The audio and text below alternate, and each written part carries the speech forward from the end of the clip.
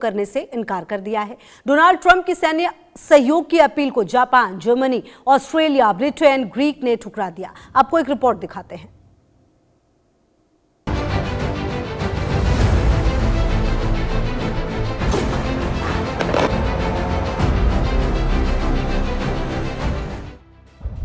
Iran और US Israel जंग की वजह से कई देशों में होर्मुज स्ट्रेट के रास्ते से होने वाली गैस तेल की सप्लाई बाधित हो गई है। दरअसल यूएस इजराइल के हमलों के बाद ईरान ने जवाबी कार्रवाई में होर्मुज स्ट्रेट में बमबारी की और कई जहाज़ों को निशाना बनाया। इस तालाब की वजह से होर्मुज स्ट्रेट के रास्ते गैस तेल का परिवहन रुक चुका है। इसके बाद अमेरिका ने नेटो के सदस्य देशों से होर्मुज स्ट्रेट का रास्ता खोलने के लिए सहायता मांगी थी, लेकिन ट्रंप को होर्मुज स्ट्रेट विवाद पर किसी सहयोगी की मदद नहीं मिली है। ट्रंप ने एक इंटरव्यू में कहा कि यदि सहयोगी देश होर्मुज स्ट्रेट को खुला रखने में मदद नहीं करते हैं तो नेटो का भविष्य बहुत खराब हो सकता है। उन्होंने कहा कि अमेरिका ने यूक्रेन की मदद की, जो हजारों मील दूर है। अब सहयोगी देशों को अमेरिका की मदद करनी चाहिए। जरा जानते हैं कि किन देशों ने सहयोग से मना किया है। Japan, Germany, France, Australia, Britain, Greece, Germany, तुर्की, दक्षिण कोरिया ने सहयोग करने से इनकार कर दिया है। इसके अलावा अन्य नेटो देशों ने ट्रंप को जवाब नहीं दिया है। जर्मनी ने साफ किया कि वह ईरान से जुड़े युद्ध में शामिल नहीं होगा और होर्मुज स्ट्रेट में किसी सैन्य अभियान में हिस्सा नहीं लेगा। इसी तरह ग्रीस के सरकारी प्रवक्ता पावलोस माइनाकिस ने भी कहा कि उनका देश किसी सैन्य कार्रवाई में शामिल नहीं होगा। Δεν υπάρχει ζήτημα εμπλοκής της χώρας μας σε επιχείρηση στα στενά του Ορμούζ. Η χώρα μας συμμετέχει. ब्रिटेन के प्रधानमंत्री कीर स्टारमर ने कहा कि उनका देश मिडिल ईस्ट के व्यापक युद्ध में नहीं उलझेगा, बल्कि क्षेत्र में मौजूद ब्रिटिश नागरिकों की सुरक्षा को प्राथमिकता देगा। जापान की प्रधानमंत्री सनाए ताकाइची ने कहा कि उनके संविधान के कारण युद्धपोत भेजना मुश्किल है, इसलिए युद्धपोत भेजने की उनकी कोई योजना नहीं है। नेटो सहयोगियों की बात करें तो तुर्की अमेरिका का करीबी माना जाता है, लेकिन उसने इस युद्ध में सीधे तौर पर शामिल होने से इनकार कर दिया है। स्थिति ये है कि ईरान के तेल टैंकरों के लिए खतरा पैदा करने की धमकियों के बावजूद ये देश सैन्य कार्रवाई से खुद को दूर रख रहे हैं और अमेरिका को सहयोग नहीं कर रहे हैं, जिससे ट्रंप ने भी नेटो से दूरी बनाने की बात कह दी है। Bureau report, India news.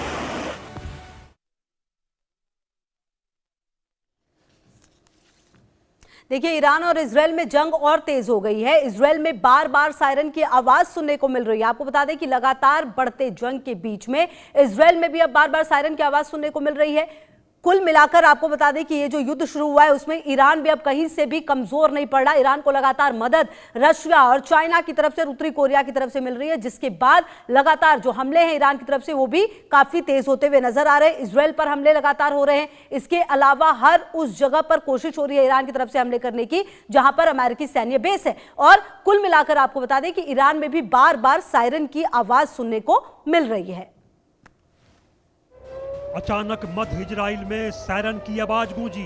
यह ईरान से आने वाले हमले की चेतावनी थी। इजरायली पुलिस और एम्बुलेंस सेवा के अनुसार इस हमले से कई स्थानों पर नुकसान पहुंचा। तेल अवीव के उपनगर रिशोन लेजियन में एक घर तबाह हो गया। पुलिस का कहना है कि यह हमला क्लस्टर बमों से लैस मिसाइल से किया गया था। पुलिस ने बताया कि इजराइल पर गिरने से पहले मिसाइल कई हिस्सों में टूट चुकी थी, जिससे कई स्थानों पर नुकसान हुआ। इजरायली राष्ट्रपति इसहाक हर्जोग ने घटनास्थल का दौरा करते हुए कहा कि इसे ही वो कायरों का हथियार कहते हैं, डरपोक लोगों का हथियार। ईरान के उन लोगों को समझ में नहीं आ रहा है कि वे जो कुछ कर रहे हैं उससे उन पर और भी ज्यादा कहर टूटेगा। यहाँ बम निरोधक दल और पुलिस अधिकारी मलबे और टूटे दरवाजों और दीवारों के बीच से होते हुए घर के अंदर हुए नुकसान का जायजा ले रहे थे। इजरायली सेना ने सोमवार को कहा कि वह तेहरान, शिराज और तब्रीज में हवाई हमले कर रही है। यह हमला ईरानी आतंकवादी शासन के बुनियादी ढांचे के खिलाफ है। बता दें कि तीसरे सप्ताह में जंग प्रवेश कर चुकी है। इस युद्ध ने वैश्विक विमानन क्षेत्र में उथल-पुथल मचाकर रख दिया है। मिसाइल और ड्रोन हमलों के डर से अधिकांश मध्य पूर्व हवाई क्षेत्र बंद रहने के कारण उड़ानें रद्द, पुनर्निर्धारित और परिवर्तित हुई हैं। इधर अमेरिका इजराइल ने ईरान में 15,000 से ज्यादा ठिकानों पर हमले किए हैं। इजराइल ने अकेले 7,600 हमले किए हैं। इजराइल ने अकेले 7,600 से ज्यादा हमले किए हैं, जिनमें अधिकतर ईरान के मिसाइल कार्यक्रम को नुकसान पहुंचाया गया है। इसी बीच सोमवार को तेहरान में हवाई हमले में एक इमारत क्षतिग्रस्त हो गई, जिसके बाद आपातकालीन दल मलबे में से घायल लोगों को स्ट्रेचर पर निकालने में जुटे रहे। बचाव दल ढह चुकी इमारतों की छतों पर काम कर रहे थे, जबकि क्षतिग्रस्त वाहन सड़कों पर खड़े थे। एक स्थानीय निवासी का कहना था कि हमला शहीद फाउंडेशन की पुरानी इमारत को निशाना बनाकर किया गया, लेकिन इसके बजाय आसपास के घरों पर हमला हुआ, जिसमें कई लोग मारे गए और कई लोग फंस गए। उन्होंने बताया कि उनका घर क्षतिग्रस्त हो गया और सभी खिड़कियां टूट गई। हमले के बाद यहाँ लोग रोते हुए दिखे। कुल मिलाकर एक तरफ ईरान में लगातार हमले किए जा रहे हैं, तो ईरान भी लगातार इजराइल पर पलटवार कर रहा है। Bureau report, India news. देखिए, अमेरिका, इजराइल और ईरान में जंग जारी है। दोनों पक्ष एक दूसरे को तबाही की धमकी दे रहे हैं। इस बीच जंग के खिलाफ जगह जगह पर प्रदर्शन भी हो रहे हैं। आपको एक रिपोर्ट दिखाते हैं। ईरान की अमेरिका को धमकी। अमेरिका से जुड़े तेल डिपो को राख में बदलेंगे। अमेरिका, इजराइल, ईरान में जंग जारी है। ईरान ने अमेरिका से जुड़ी तेल सुविधाओं को राख का ढेर बनाने की धमकी दी है, जबकि ट्रंप ने कहा है कि स्ट्रेट ऑफ हॉर्मुज में जहाजों की आवाजाही रोकी गई तो खार्ग द्वीप के तेल ढांचे को पूरी तरीके से बर्बाद कर देंगे। युद्ध के 16 दिनों में अब तक 32 लाख विस्थापित हुए हैं। तेल कीमतें 40% बढ़ी हैं। संयुक्त राष्ट्र के शरणार्थी एजेंसी के अनुसार 32 लाख लोग देश के अंदर विस्थापित हो चुके हैं। ईरान ने जवाबी हमले में कम से कम 10 देशों पर मिसाइल और ड्रोन से हमले किए हैं। 16 मार्च को ईरान के विदेश मंत्री का बड़ा बयान भी सामने आया। अराघची ने कहा कि ट्रंप दूसरे देशों से हॉर्मुज के लिए मदद मांग रहे हैं। दूसरे देशों से अमेरिका हॉर्मुज खोलने के लिए सहयोग चाह रहा है, वॉरशिप भेजने के लिए कह रहा है। ईरान के विदेश मंत्री ने कहा कि हॉर्मुज केवल दुश्मनों के लिए बंद रखा गया है, जबकि बाकी सबके लिए हॉर्मुज जलडमरू मध्य खुला है। इधर ईरान युद्ध को लेकर इजराइल में भी सरकार के खिलाफ जबरदस्त प्रदर्शन हुआ। यहाँ नो वॉर के नारे लगे, जबकि रविवार को लगभग 10,000 युद्ध विरोधी प्रदर्शनकारियों ने मध्य लंदन में मार्च निकाला और ईरान पर अमेरिका और इजराइल द्वारा की जा रही बमबारी की भी निंदा की। प्रदर्शनकारी थेम्स नदी के किनारे एकत्रित हुए और ईरानी और फिलिस्तीनी झंडे भी लहराए, जबकि अमेरिका और इजराइल का समर्थन करने वाला एक छोटा समूह थेम्स नदी के दूसरी ओर इकट्ठा हुआ था। मेट्रोपॉलिटन पुलिस ने करीब 1,000 पुलिसकर्मियों को तैनात किया और विरोधी गुटों के बीच झड़पों को रोकने के लिए आसपास की सड़कों को बंद कर दिया। अगर आप अमेरिका और जायोनी सत्ता का असली चेहरा देखना चाहते हैं, तो बस देखिए कि उन्होंने मीनाब स्कूल पर पहले हमले में कितने बच्चों को मार डाला। ये पश्चिम का असली चेहरा दिखा रहा है। विरोध करने वाले लोगों ने कहा कि उन्हें नहीं लगता कि अमेरिका जीतेगा। लोगों का मानना था कि ईरान मजबूती से खड़ा है और इस मामले का डटकर मुकाबला कर रहा है। इस दौरान पुलिस ने 12 लोगों को गिरफ्तार भी किया। Bureau report, India news.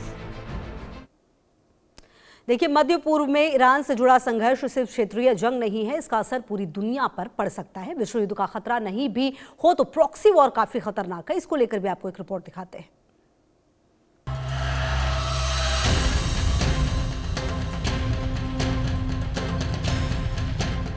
जंग के कारण कई देशों में प्रॉक्सी युद्ध छिड़ जाते हैं। खुद ईरान का प्रॉक्सी नेटवर्क काफी बड़ा है। लेबनान में उसे हिजबुल्लाह सपोर्ट करते हैं, गाजा में हमास सपोर्ट करता है, यमन में हूती सपोर्ट करता है। समुद्री जहाजों पर पहले भी हमले होते रहे हैं या और भी बढ़ जाता है। यही कारण है कि इजराइल को ईरान के अलावा हिजबुल्लाह, हमास, हूती से भी संघर्ष करना पड़ता है और हिजबुल्लाह के साथ इजराइल के भीषण संघर्ष इस वक्त लेबनान में देखे जा सकते हैं, जहां लाखों लोग विस्थापित हो रहे हैं। कैंपों में लोग रहने को मजबूर हैं और वहां उनके पास खाद्य सामग्री पहुंच नहीं पा रही है। संयुक्त राष्ट्र और अन्य मानवाधिकार सहायता समूह ऐसे लोगों तक खाद्य सामग्री पहुंचा रहे हैं जो भुखमरी के कगार पर हैं। दूसरी तरफ अमेरिका इजराइल के साथ कुछ देश खड़े हो गए। इधर ईरान के साथ रशिया और चाइना जैसे बड़े देश कूद गए तो यह संघर्ष वैश्विक युद्ध में बदल सकता है। सबसे बड़ा डर परमाणु ठिकानों को लेकर है। अगर परमाणु हमला हुआ या ठिकानों पर हमला हुआ तो जंग का असर सीमाओं से बहुत दूर तक जाएगा। यानी मध्य पूर्व की यह जंग सिर्फ एक इलाके की नहीं, पूरी दुनिया के लिए बड़ा संकट बन सकती है। और अब आपको हम ईरान के साथ जंग से दुनिया के 10 बड़े असर क्या हैं, दुनिया किन चुनौतियों से जूझ रही है, वो भी एक रिपोर्ट के जरिए दिखाते हैं।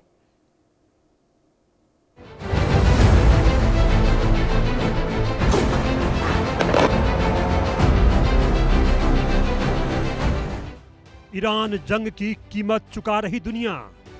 ईरान जंग दुनिया पर 10 बड़े असर। असर नंबर 1, तेल और सप्लाई का संकट। पहले ही दुनिया तेल संकट से गुजर रही है। अगर युद्ध बढ़ा तो तेल सप्लाई बुरी तरह प्रभावित हो जाएगी। युद्ध के बाद वैश्विक तेल बाजार में तेजी देखने को मिली है। फरवरी के अंत में जहां कच्चा तेल $70 प्रति बैरल से नीचे था, वहीं कुछ ही दिनों में इसकी कीमत लगभग $120 तक पहुंच गई। हालांकि बाद में इसमें थोड़ी नरमी आई, लेकिन कीमतें अब भी पहले के मुकाबले काफी ऊंची बनी हुई हैं।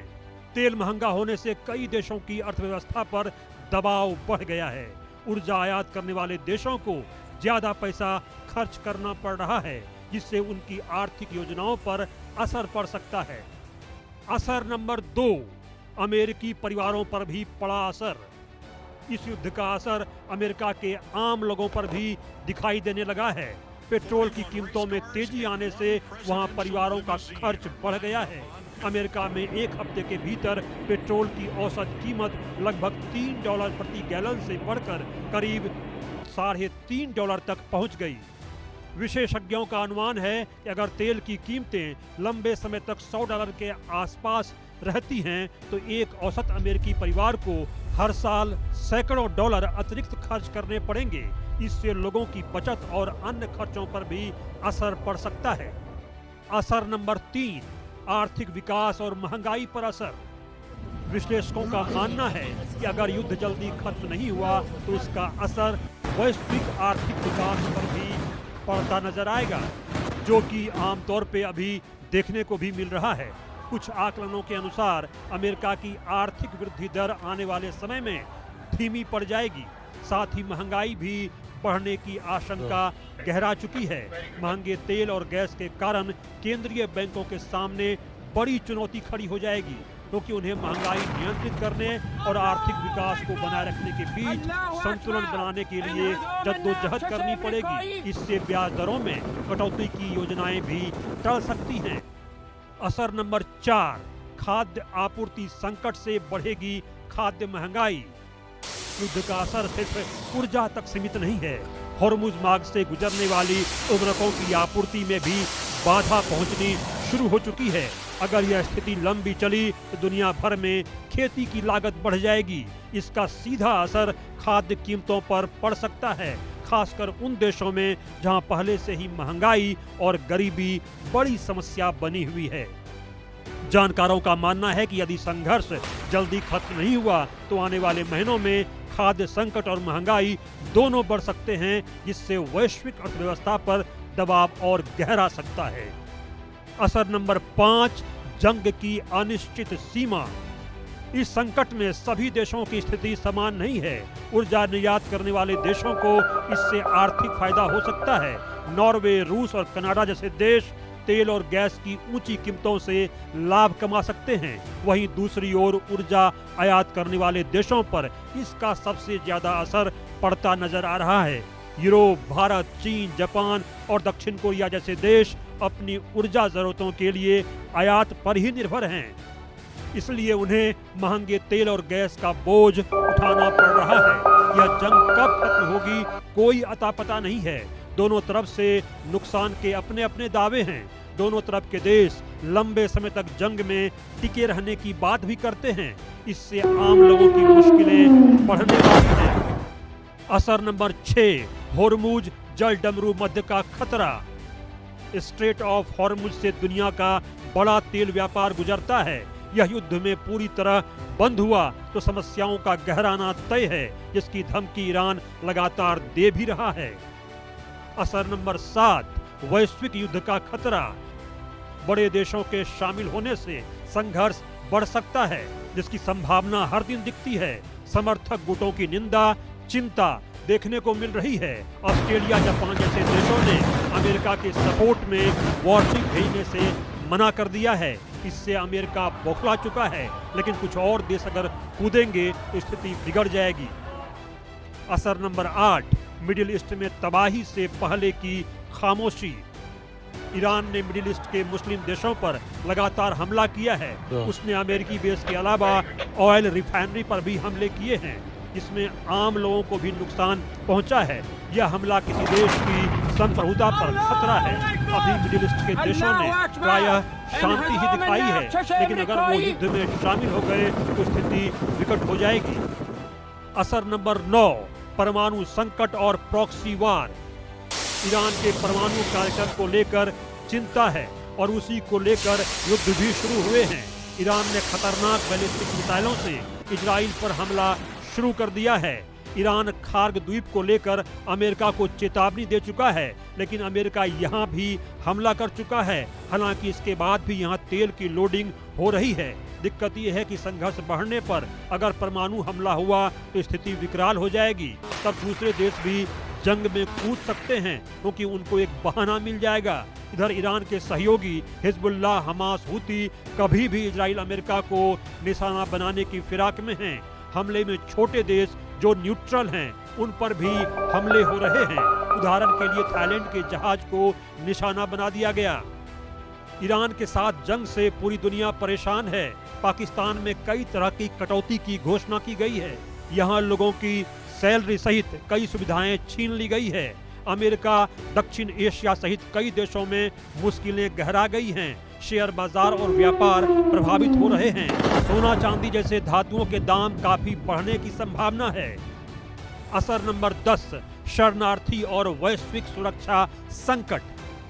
जंग के कारण लाखों लोग पलायन करते हैं। गाजा का हाल सबने देखा है। लेबनान में लाखों लोग बेघर हो चुके हैं और शरणार्थी कैंपों में रह रहे हैं। बच्चों के स्कूल छूट चुके हैं। मध्य पूर्व का संघर्ष पूरी दुनिया की सुरक्षा को हर दिन चुनौती पेश कर रहा है। Bureau report, India news. वहीं आपको बताएं, दक्षिणी लेबनान में इजराइल के हमले के बाद कई इलाकों में धुआं दिख रहा है। जहां हमले हुए हैं वो इजराइल से 6 किलोमीटर की दूरी पर है। आपको एक रिपोर्ट दिखाते हैं।